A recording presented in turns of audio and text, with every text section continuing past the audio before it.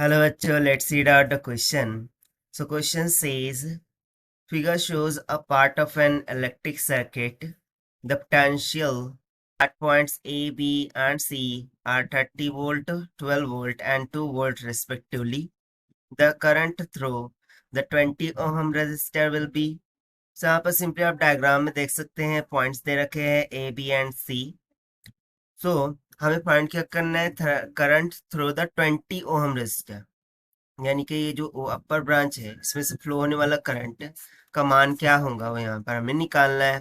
तो चलिए स्टार्ट करते हैं हम सोल्यूशन से। But before of its let's talk about the key concept which we are going to use here for this question. So since we remember that the KVL concept, that is Kirchhoff's voltage law, which says that the summation of volt inside a closed loop is equals to 0. And second हम concept यहाँ पर use कर लेंगे Ohm's law का, that is V is equals to I into R. So according to given, first of all हम यहाँ पर consider कर लेते हैं कि ये जो जंक्शन पॉइंट है, ये पॉइंट पर पोटेंशियल कुछ x के इक्वल है और इस सर्किटरी से फ्लो होने वाला करंट को हम मार्किंग कर देते हैं। सो हम मान लेते हैं इसमें से फ्लो होने वाला करंट कुछ I1 के बराबर है, अपर ब्रांच से फ्लो होने वाला करंट I2 है और लोअर ब्रांच से फ्लो होने वाला करंट I3 की इक्वल है। और अब हम इसे यहाँ पर सिंप्लीफिकेशन करेंगे। So we do let potential at junction B x volt, हमने यहाँ पर जंक्शन में पे बता रखा है।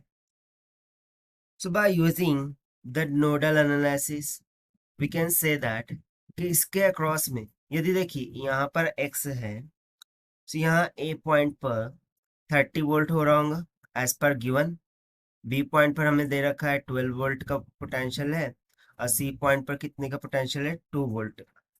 सो 30 volt minus this x volt, ये इसके बराबर होगा जो भी रेजिस्टेंस है 10 ohm multiply by the current flowing through out it, and this we can write by using the Ohm's law, क्योंकि ओहम्स लॉ में क्या बोलता है V is equals to I into R. सो इसके लिए हम इक्वेशन लिख देंगे 30 minus of x is equals to I1 into 10। Similarly upper branch के लिए हम यहाँ पर लिखेंगे x minus 12, this will be equals to 20 times of I2।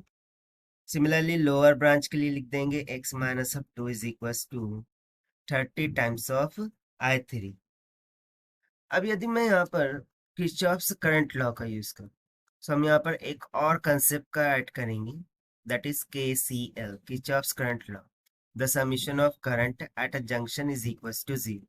So हम इस x पॉइंट के जंक्शन पर Kirchhoff's current law का यूज करेंगे।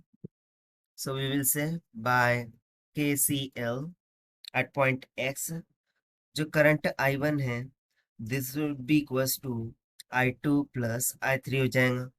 अब जो भी करंट्स हमने यहाँ पर निकाल कर रखे उसे यहाँ पर सब्स्टिट्यूट करा देंगे और सिंपली हो जाएगा I1 कितना था 30 minus x divide by 10। How did we got I1? So आज सिंपली मैं 10 को उधर लेके चल जाऊंगा, सो मुझे I1 मिल जाएगा। सिमिलरली I2 का मान हम यहाँ पर सब्स्टिट्यूट कर सकते हैं, that is x minus 12 divided by 20 plus में x माइनस 2 डिवाइडेड बाय 30। सो इसको x के लिए हम सिंप्लीफाई करेंगे। सो 0 से 0 तो कट जा रहा है, तो यहाँ से हम सिंपली लिख सकते हैं कि भाई 30 minus of x is equals to हो गया x माइनस 12 बाय 2 प्लस में x माइनस 2 3। अब इसको क्रॉस मल्टीप्लाई करेंगे और डिनोमिनेटर को कॉमन करेंगे, so this will become thrice of x minus 12 3 ज़ा 36 प्लस 2x प्लस 6। ठीक है, सो इसको फर्दर हम सिंप्लीफाई करेंगे, सो 6 3 ज़ा 180 minus 6x, this will be equals to, और यहाँ पर देखिए 5x हो जाएगा माइनस 36 माइनस 4 यानी कि माइनस 40 हो जाएगा। So it will becomes around minus of 40।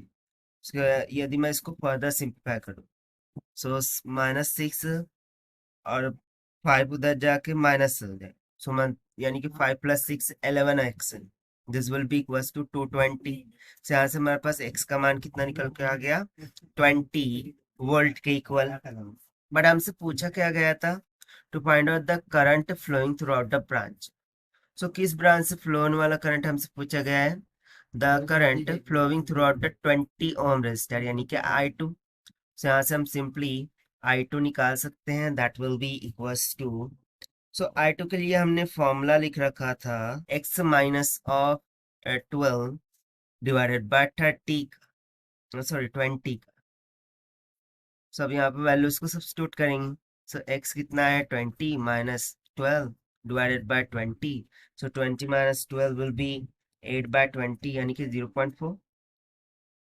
सो जो करंट I2 है उसका मान कितना निकल के आ जाएगा, 0.4 एम्पियर की इक्वल। और यही हो जाएगा हमारा required answer to this question, जो कि हमने फाइंड आउट किया है by using the concept of Kirchhoff's voltage law and current laws. Now according to given option will become correct. So this is the required solution. I hope you understood well. Best luck. Thank you.